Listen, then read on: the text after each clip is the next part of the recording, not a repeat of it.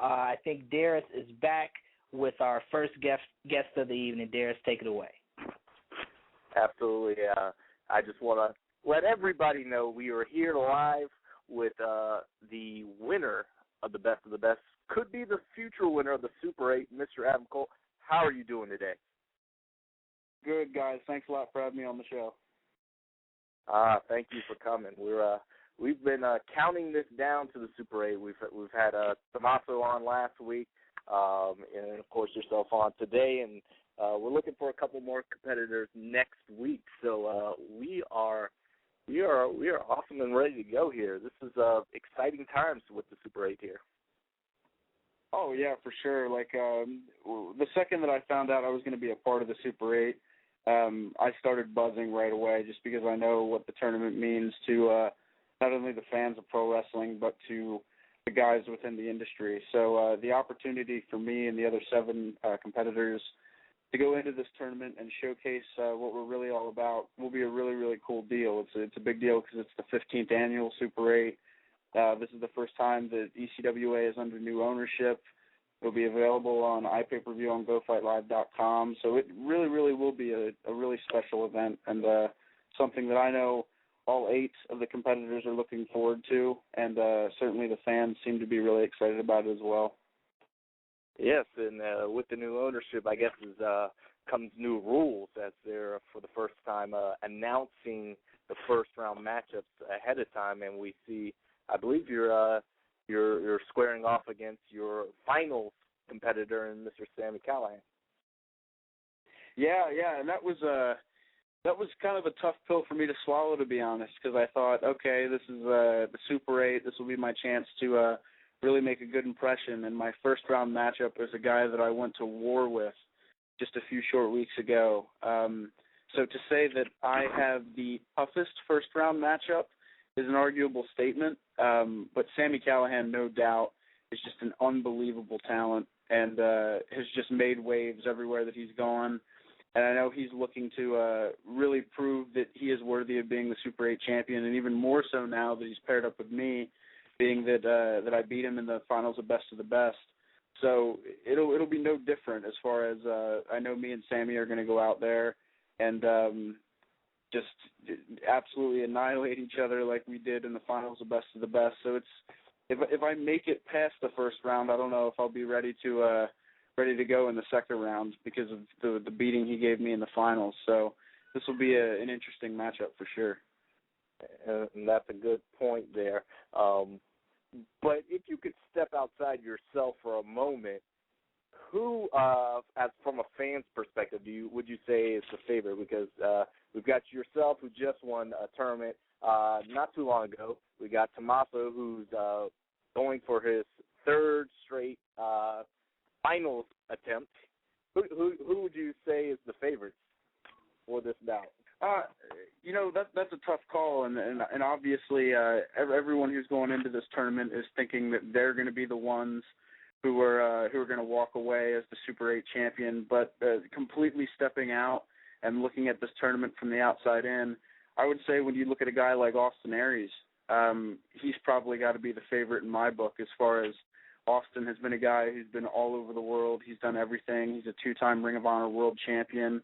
And he's no doubt the most seasoned competitor in this entire tournament. And I know Austin's looking to prove that he still has it, and I know that he does, and I know everyone else who's in the tournament know that he does. But more importantly, I think he wants to prove that to himself. So I think if you were to underestimate Austin Aries' ability to walk away as the Super 8 champion come April 30th, I think you'd be sadly mistaken, because I think as far as credentials go, as far as talent goes, Austin Aries is arguably the greatest man that ever lived, so he's looking to walk away with the Super 8 trophy, and it's going to be hard to discount him from that. So Austin Aries would probably be a favorite as far as picking someone in the tournament. Fair enough. Right. Now, going back to your first-round opponent, Sami Callihan, outside of the Best tournament finals, you guys have faced each other in Evolve as well, because I have the Evolve 3 DVD where you guys actually had the first match of that on that show, which was a pretty darn hard-hitting matchup. Is there any other times since those two? This be the first time since? Yeah, actually, the only two times that I've wrestled Sammy one-on-one was that one time at Evolve where he beat me, and then the second time at the CZW Best of the Best Finals where I beat him. So this arguably is the rubber match for us. And, yeah, like I said before, both times, man, were just an absolute war. Sammy's, like, probably the most conditioned guy in this tournament. He's been through more tournaments and been to the finals of more tournaments than many guys in the Super 8. So, yeah, like I said, man, both times just absolutely went to war. And Sammy is not necessarily a guy that you want to be paired up against when you know you have, potentially 3 matches. If you make it to the finals, knowing that Sammy would be a first round competitor, it'll be a tough task ahead. So now, sticking with the whole, possibly having to have all these matches in one day, like, how do you prepare your body for that? Do you do anything differently than your normal routine? Well, yeah, actually, I've said this before in interviews when it comes to preparing for tournaments, is actually the best thing to do is just completely expect the unexpected. Because in all honesty, I know Sammy will be my first round matchup, so I know what I have to do to prepare for Sammy. And I know my conditioning will greatly increase with the expectation of, if I get past Sammy, being in the semifinals and then potentially even the finals, and I know everyone will be preparing that way.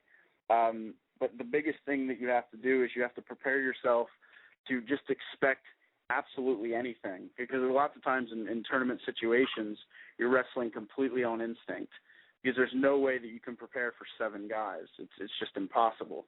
So you have to be confident enough in your abilities and your training and what you've gone through and what you've prepared for, to know that whatever roadblock or whatever competitor in this case is thrown at you, that you will be prepared for it and you have to prevail. And I know everyone in this tournament is doing that, and that's really the only chance that you have in surviving, especially a tournament as big as the Super 8.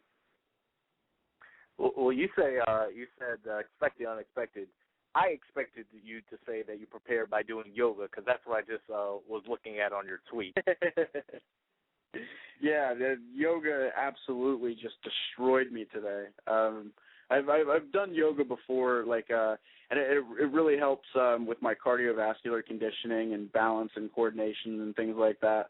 But in all honesty too, like mentally, it really helps me prepare, because as corny as it sounds, but it's very, very true. When you do yoga and mind and body connect, there's just that feeling of empowerment that you have, that you can really do whatever you want as long as your mind and your body are connected and you set forth on a goal that's ahead of you. So yoga is definitely part of my preparation, for sure. Will it win me the Super 8? I don't know. I guess we'll find out April 30th. I think yoga's the new ballet. I know back in the day they had football players doing ballet to get prepared. So I guess yoga is the new ballet. Yeah, I don't know if you'll see me putting on a tutu anytime soon, but I'll just stick with my yoga mat. Hey, didn't The Rock put on a tutu? I'm just saying, look where he is. The Rock, Hogan did it for Mr. Nanny. Come on, Adam. There seems to be something there. I guess if I start making millions of dollars a year, then maybe I'll entertain the idea of putting on a tutu. But until then, my integrity as a man will stand tall. So. Fair enough. All right. Well, we've obviously heard about your knowledge with Sami Callihan, and Austin Aries being perhaps the biggest name in this bunch. You've also wrestled Rich Swann. What about the rest of the guys? Have you had any experience with them? I mean, Tommaso and you are both wrestling ROH as well. Yeah. I've wrestled quite a few of the competitors in the Super 8, and there are a few guys that I haven't wrestled. But I absolutely am going to do all that I can to prepare for everybody in there, because I think that too is one of the coolest things about this year's Super 8 is there's so many different dynamics in this tournament.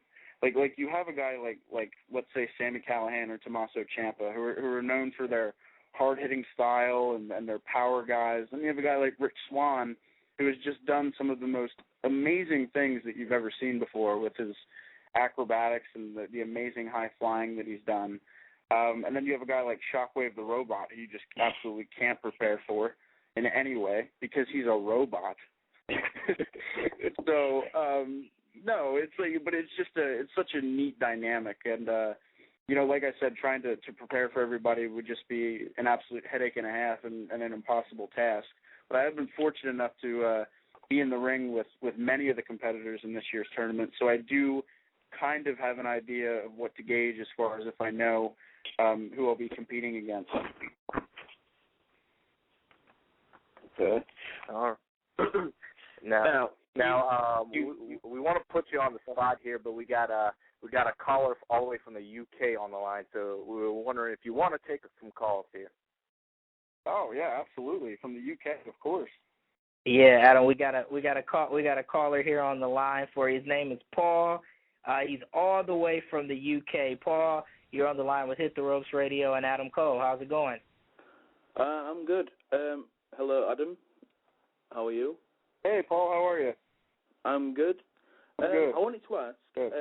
I saw you at 1PW New Dawn over here in the UK. You faced Joey Hayes in a cracking match. Yeah. And then you faced Zack Sabre Jr. Was it last weekend or the weekend before? Yeah. Best of the best. Yeah. For the semifinals, the best of the best. Yeah.